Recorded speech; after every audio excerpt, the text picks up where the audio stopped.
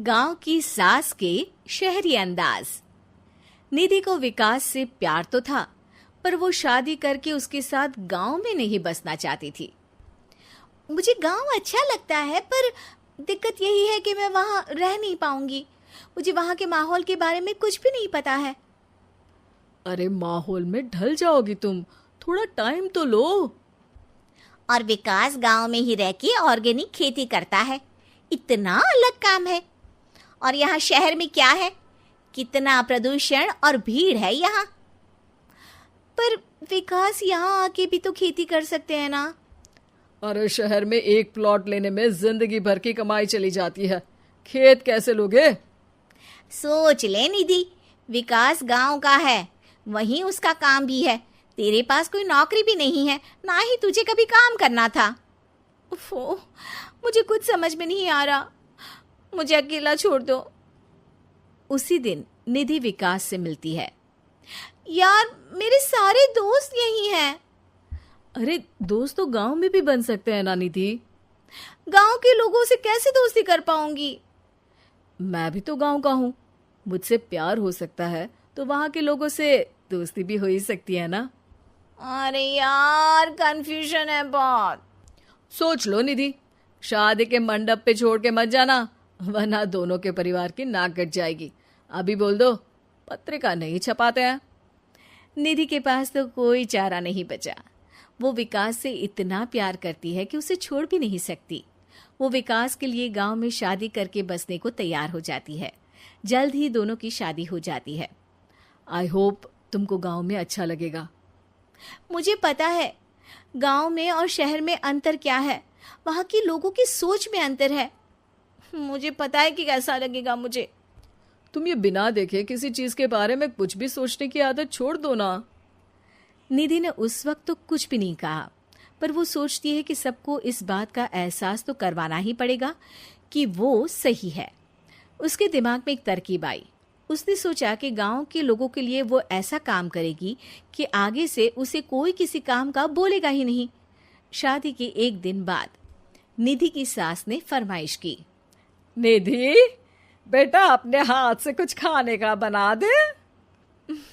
बिल्कुल सासू माँ, थोड़ा सा रुकिए, अभी बनाती हूँ। ये सही मौका था निधि के पास ये बताने का कि गांव के लोगों और उसके रहन सहन में कितना अंतर है। रोटी सब्जी दलिया भाजी खाने वालों के लिए पिज्जा बना देती हूँ, तब इनको समझ में आएगा।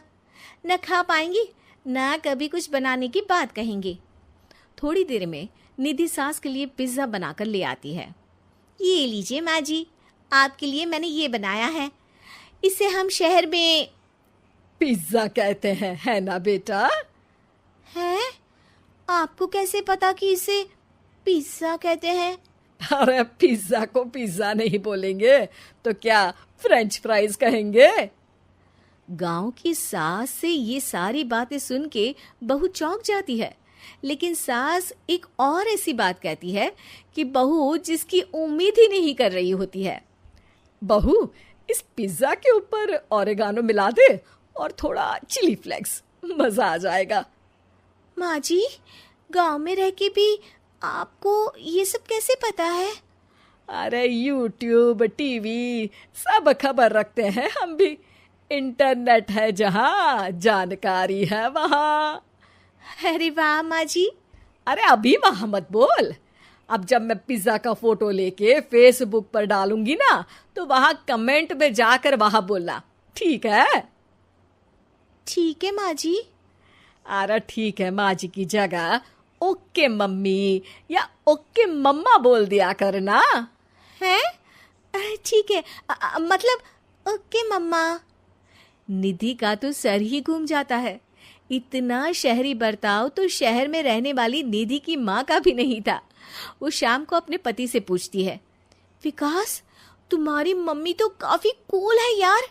पिज्जा में क्या डालते हैं, फेसबुक पर क्या डालते हैं, सब कुछ पता है उन्हें तो। हमारे बड़े पापा के लड़के रहते हैं शहर में, बस उनके बच्चे आए थे गांव में गर्मी की छुट्टियां मनाने। उन्होंने माँ को एकदम शहरी बना दिया। उनका फेसबुक अकाउंट भी है, इंस्टाग्राम भी है और टिकटॉक बैंड हो गया, वरना वो भी बनाती थी। तभी सास वहां आ जाती है। अरे निधि, मैं तुझे टैग नहीं कर पा रही हूँ, जरा मेरी फ्रेंड रिक्वेस्ट एक्सेप्ट तो कर दे। निधि की गांव को लेकर जो राय थी वो अपनी सासू माँ को देख के बिल्कुल बदल जाती है।